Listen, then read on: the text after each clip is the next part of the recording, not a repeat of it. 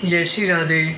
आनंद आशुलिपि पत्र का अंक 33, प्रतिलेखन संख्या 22, गति 140, शब्द प्रति मिनट, कुल शब्द 400। प्रारंभ करें। महोदय, उन लोगों ने अपने देश के लिए नहीं, सारी दुनिया के लिए स्वतंत्रता का संदेश दिया, क्योंकि जो लोग महान होते हैं उनका संदेश किसी एक विशेष देश में सीमित नहीं रह सकता, बल्कि सारी दुनिया के लिए होता है। भारत में हमारी पीढ़ी में एक ऐसा व्यक्ति पैदा हुआ जिसने हमें महान कार्यों के लिए प्रेरणा दी और साथ ही हमेशा यह याद दिलाता रहा कि कर्म और वचन कभी नैतिक नियमों से जुड़े नहीं रहने चाहिए और इंसान की सच्ची राह सच्चाई और शांति की ही रही है। उनके मार्गदर्शन में हमने अपने देश की स्वतंत्रता के लिए संघर्ष किया, जिसमें किसी के लिए द्वेष या दुर्भावना नहीं थी, और उस स्वतंत्रता को हमने प्राप्त भी किया।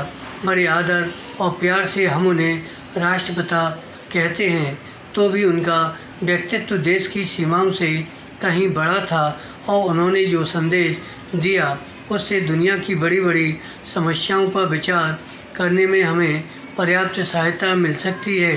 संयुक्त राज्य अमेरिका ने पिछली 1.5 शताब्दी स्वतंत्रता के और असीम समृद्धि के लिए संघर्ष किया और आज यह एक महान और शक्तिशाली राष्ट्र है।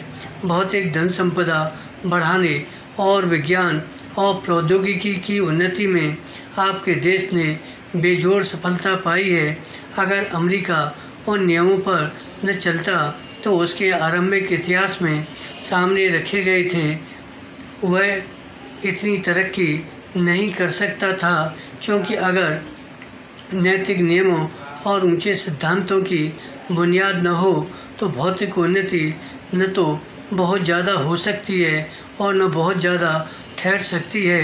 आपकी स्वाधीनता की घोषणा में वे नियम और सिद्धांत इस्तेमाल किए गए हैं जिनमें बताया गया कि यह स्वयं सिद्ध सत्य है कि सब मनुष्य बराबर पैदा हुए हैं और उनके निर्माता ने उन्हें कुछ आहरणीय अधिकार दिए हैं, जिनमें जीवन, स्वाधीनता और सुख की लालसा शामिल है। आपको ये जानकर अच्छा लगेगा कि भारतीय गणराज्य का संविधान बनाने में हम आपके संविधान से बहुत अधिक प्रभावित हुए हैं। हमारे संविधान की प्रस्तावना में कहा है, सामाजिक, आर्थिक और राजनीतिक न्याय, विचार अभिव्यक्ति, विश्वास, धर्म और उपासना की स्वतंत्रता, प्रतिष्ठा और अवसर की समता प्राप्त कराने के लिए तथा उन सब में व्यक्ति की गरिमा और राष्ट्र की एकता सुनिश्चित करने वाली बंधुता बढ़ाने के लिए दृढ़ संकल्प हैं। धन्यवाद।